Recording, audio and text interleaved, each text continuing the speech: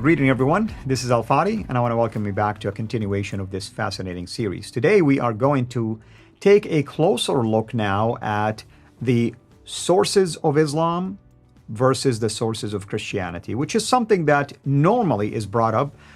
Muslims in general, but even skeptics sometimes will point the finger at the Bible and question its history, question its eyewitness accounts, and so on and so forth. But here we are going to make this comparative analysis between the available sources of early Islam versus the available sources of early Christianity. With me here to do that is our dear brother, Dr. Jay Smith. Dr. Jay, thank you so much for doing that. Yeah, and listen, this is, again, you had said in earlier episodes that I love to look at the comments. I do. I like to go. I don't look at every comment, but I kind of do a triage. And as I'm going through, I pick up ones that are substantial, the ones that are substantive, the ones that are actually making a point and aren't just sitting there and doing vitriol or doing ad hominem. I really do care about people that are serious about what we are introducing and interjecting. And so when I pick up comments that are substantive, and some of the comments that are coming up over and over again is, Jay, this is okay. We understand why you're confronting Islam, but you need to also ask the same question of Christianity, because you have just as bad a problem with Christianity as you do with Islam. And I want to prove that we do not have that problem. In fact, when you do a comparative between what we have versus what Islam have, there's just no comparison. So let's go back to that slide again, where we ended off the last episode. Let's put up that slide, and here you can see, just go ahead and comment what you see here and unpack what we've looked at so that the people know where we're going. Well, basically what we've shown is that the standard Islamic dates, for instance, when did Muhammad die? We showed the standard Islamic date when Ibn Hisham, for instance, lived, died, and he's the one who wrote the Sirah, technically speaking. That's the color green. We looked at... And so that's 200 years. That's right. 200 years, and then we talked about these are 200 years of oral tradition. That's right. These are people, so therefore Ibn Hisham did not live at the same time that Muhammad lived, nor did he live in the same place that Muhammad lived. That is correct. That's hugely significant. Right. And also we looked at the color blue, representing the 6 major sources of hadith under the Sunni tradition, but at least the top 2, Bukhari and Muslim. Every Muslim knows about this, especially Bukhari. They consider it to be the authentic, basically, source, meaning that whatever Bukhari reported to us, technically speaking, Muhammad did say, and we learn from there how to live as a Muslim, technically speaking, how to behave as a Muslim, how to pray as a Muslim, how to perform pilgrimage as a Muslim, and the list can go on and on and on. But yet, we see that the span between Bukhari and Muhammad is 240 years. 240 years. Yet again, we have an oral tradition, isnad, versus eyewitness tradition.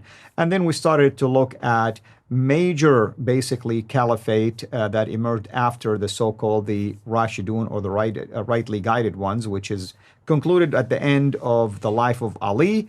And now we start with the Umayyads and then later the Abbasides. And I think we zoomed in onto why the Abbasides are extremely important when it comes to having all these sources. Because everything that is Islam gives us comes from the Abbasids. Right. You say Abbasides, I say Abbasids. Either way are correct to say it. Yeah. But this is a legitimate question. We are poking holes on the standard Islamic narrative. Let's go to the standard Christian narrative and let's ask the same question. So let's look at this graph here.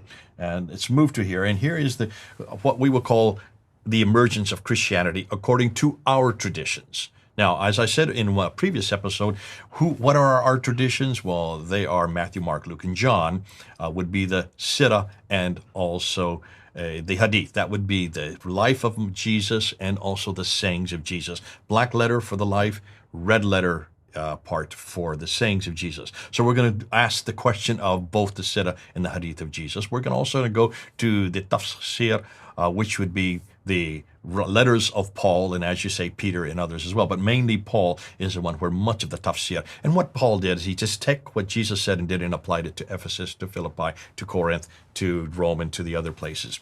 And then we're going to look at the Tarikh, which would be the history of the early church acts.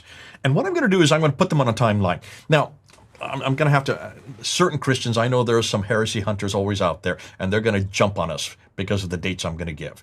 I'm going to say from the get-go, I'm going to step on some toes with the dates I'm going to put up here. Not all of you Christians are going to agree with these dates. I don't even agree with these dates. I'm taking the most liberal dates possible to make a point. Okay, so don't jump all over me. Don't call me a heretic. Don't write letters to Al-Fadi to have me thrown off his show because of what I'm saying. They Because might throw me out of my show also. I know people have been writing you and just said, do not have Jay Smith on anymore because he's a heretic because he said A, B, or C. I assume that you know now these are the most liberal dates, okay? Bear with me. Let's just go back to... And here's why, Jay, what you're saying is, if we take the extreme of the most extreme dates, Islam still have a problem. It proves my point even better. Yes. All right, let's go back to the slide and let's look at this timeline. So what do we know? Most scholars would put the dates for the books of the New Testament in this timeline much, much earlier. We are using the latest possible dates to make our point even clearer. That's what I'm saying, okay? So Jesus dies in 33 AD. How do we know he dies in 33 AD? Because of Tacitus. Tacitus, the Roman historian, refers to the death of Jesus Christ during the time of Pontius Pilate under the authority of Tiberius. So that's why we know. So no one disputes that. At least historians don't dispute that. Muslims may want to dispute that. We don't dispute it. You don't dispute it, do you? No, not at all. Let's go with that then. Jesus died in 33 AD. All right? So what's the first reference? Well, let's look at the book of Acts. And I would suggest that this is the first genre. We know that Paul's letters were much earlier than this, but let's go with the Tarikh. The Tarikh of Jesus would be the book of Acts. Why the book of Acts? Well, because it's the historical book, technically speaking. Just like we have in Old Testament 12 books, we call them the historical genre. The book of Acts in the New Testament represents that too. Okay, so it is the history of the church. It's the history of the early church, and that's why it's or the start of the church. Put it this way. And that would have been written between 52 and 62 A.D. So roughly within 20 to 30 years of Christ's death, you get the Tarikh written down of Jesus. Following that, we get the tafsir. Paul was killed in Rome in 65 AD. So between 48 and 65, I'm giving the most liberal dates. I know it's much earlier, but let's just go with those dates. Between 48 and 65 AD, he writes down his letter to Ephesus and to Philippi and to Corinth. He writes the amazing theological treatise to Rome, called Romans, that we have today. This would have been written within 15 to 34 years of Christ's death. Liberal dates, I know, but nonetheless, see my point. So the tafsir there, that would be equivalent to the tafsir of Al-Tabari. Remember, we have, Tabari is the earliest to write the tafsir. We have Zamakhshari, Suyuti, Ibn Dawud, many who come after Al-Tabari, but he died in 923. Here you have. And also, I want to emphasize, those of you who might come back, and Jay is absolutely correct, there are people that I know that are heresy hunters. All they do is just to take things like this, put them in their channel, and act like as if they are protecting the faith, somehow that we are blaspheming here. But anyway, he's using Islamic terms right now to correlate and compare to the Islamic terminology. That's all. Yeah. All right. Go ahead. So thanks for putting that caveat, because I'm tired of all these heresy hunters attacking me. Me too. I am too. Yeah. So let's go on. Yeah. So then you have the Sirah and Hadith of Mark, died in 70 AD by the most liberal dates.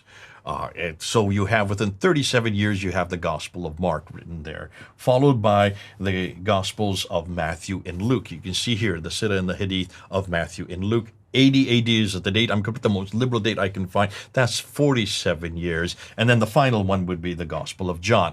So there you have the Gospel of John within, 90 AD. That's within 57 years. Okay, why is that important? What's going on here? What have I just shown? These dates? Yeah. You're showing the span between at least the life of Jesus and when these accounts would have been written. And it shows that the existence of eyewitness accounts is extremely important here. Look and see. Yeah, you can say that everything we're talking about, the tafsir, the tahri, the sirah, and the hadith, all of them were written within 29 to 57 years of Christ's death. Can you see that here? Everything is written within 27 to 57 years of Christ's death. What's even more important that every one of these writers, all of the New Testament writers, lived in the same place Jesus lived. We're going to see that next in the next episode, why that's important. And they either knew him personally, like John knew him. Listen, he was his favorite disciple. He was there at the foot of the cross. He was there with Jesus while he was dying. Matthew was at a distance looking at it. The other disciples, we assume, were watching it from a distance, so they would have been eyewitnesses. But Luke gets his material from Peter. Mark gets his also. And so they are the ones that got it from the eyewitnesses. They were not there to see it themselves, but they got it from the eyewitnesses. But at least they were living at the same time when this event took place and in the same area. That's hugely significant. Why is that important to you?